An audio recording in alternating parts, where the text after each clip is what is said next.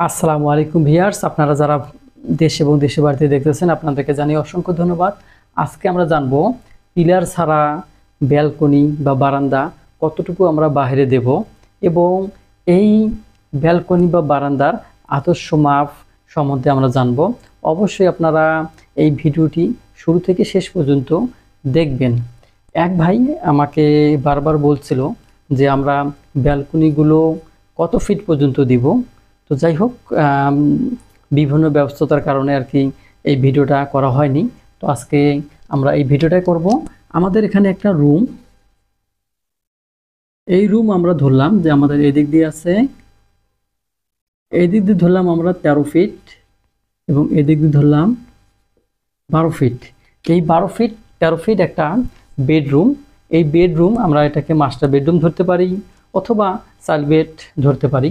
তো যাই হোক, এই রুমের সাথে আমার এখানে একটা ব্যালকনি বা বারান্দা রয়েছে। এই বারান্দার সাইজটা আমি কতটুকু দেব? আসলে এই বিষয়টা হচ্ছে যে একটা বারান্দা যখন আপনি করবেন বা চিন্তা ভাবনা করবেন, তখন কিন্তু এইটার দেখার জন্য বাইরে থেকে যেন দেখতে যেন সুন্দর লাগে বা ভালো লাগে, সেইভাবেই আপনাদের এই ডিজাইনটা করে নিতে হবে। যেমন তেমন বানালে হবে না। যদি আপনি মনে করেন যে আমার এখানে 13 ফিট, আমি এখান থেকে এত বড় ব্যালকনি দেব, তখন কিন্তু এই জিনিসটা দেখতেও খারাপ হবে। অর্থাৎ এমন একটা কাজ করতে হবে যাতে করে এই ব্যালকনিটার সৌন্দর্য বৃদ্ধি পায় এবং সেই সাথে এটা আদর্শ হিসাবে হয়। তো যাই হোক, আমরা এই ব্যালকনির মাপ জানবো। আমরা উইথ অর্থাৎ প্রস্থটা কত দেবো সেটাও জানবো। তার আগে আমাদের এই যে ওয়ালগুলো আছে এগুলো কিন্তু সব পার্টিশন ওয়াল, আর এগুলো হচ্ছে 5 ইঞ্চি ওয়াল। এবং এখানে যে দেখতে পাচ্ছেন, এখানে এই অংশটা কিন্তু আমাদের 3 ইঞ্চি। এখানে রেলিং লাগানো থাকে। অনেক সময় আপনার উপরের যে ড্রপ ওয়াল থাকে সেটা 2.5 ইঞ্চি হয়ে থাকে এবং নিচে অনেক সময় 3 ইঞ্চি, একটা 6 ইঞ্চি বা 1 ফিট হাইটে ঢালাই করে দেওয়া হয়। এর উপরে বারান্দা রেলিং লাগানো হয়। তো যাই হোক, আমরা কত ফিট দিলে একটা আমাদের এই ব্যালকনির জন্য সৌন্দর্য বৃদ্ধি পাবে এবং এখানে আমরা যদি পিলার ছাড়াই, অর্থাৎ এখানে কিন্তু কোনো পিলার দেব না, তাহলে কতটুকু পর্যন্ত আমরা বাইরের দিকে বাড়াতে পারবো? আমরা ধরে নেই যে আমাদের কলমটা হয় এখানে আছে, না হলে এদিকে আছে। তো যেখানে হোক না কেন আপনারা কতটুকু বাড়াবেন সেই বিষয়ে আমরা জানব। এই প্রস্থটা মিনিমাম আমাকে 3 ফিট 6 ইঞ্চি রাখতে হবে। কেননা অনেক সময় দেখা যায় এই নিচের 3 ইঞ্চি বা 6 ইঞ্চি অনেক সময় ঢালাই হয়ে থাকে। সেক্ষেত্রে আপনার ভিতর কত টিকলো? 3 ফিট টিকলো। মনে রাখবেন 3 ফিট টিকলো। এখন কথা হচ্ছে যে অনেকেই বলবে যে 3 ফিটের নিচে রাখা যায় কি না। রাখা যাবে, তবে এটা সেরকমভাবে কাজের হবে না। অর্থাৎ একটা যেন চেয়ার ব্যালকনিতে নিয়ে বসা যায় সেই রকম বা সেই মাপের কিন্তু এই ব্যালকনিটা দিতে হবে। আরও একটা বিষয়, তা হচ্ছে এখানে যে দরজা থাকে সেটা দরজা প্লাস্টিকের হোক বা কাঠের হোক, এই দরজা কিন্তু 31 বা 30 ইঞ্চি থাকে, যেটা 2.5 ফিট থাকে।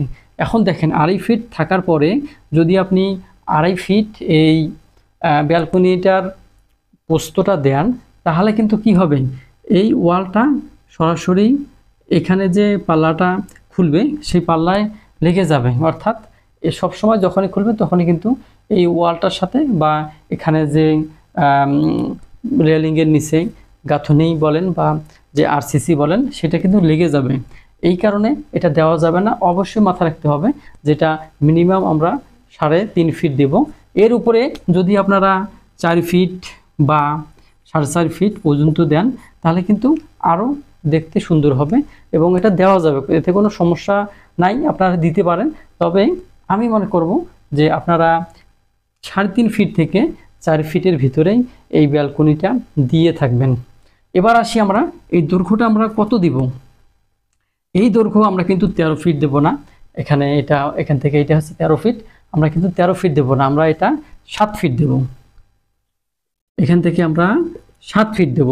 তাহলে আমার এই ব্যালকনিটা দেখতেও ভালো হবে এবং এটা মাপযোগে ঠিক হয়ে যাবে।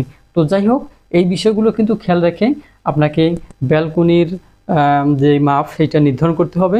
এতে করে আপনার বিল্ডিংটা দেখতেও সুন্দর হবে এবং এই ব্যালকনি দেওয়ার উদ্দেশ্য সেটা কি সঠিকভাবে পালন করা হবে। কেননা বাংলাদেশে, অন্তত আমাদের দেশে, এই ব্যালকনি বা বারান্দায় কাপড়গুলো শুকানো হয়। তো যাই হোক, এই বিষয়ে লক্ষ্য রেখেই আপনারা এমনভাবে ডিজাইন করবেন যাতে করে সেখানে বসা যায় এবং সেই জায়গাটা যেন ইউজ করা যায়, এই দিকে কিন্তু খেয়াল অবশ্যই রাখতে হবে।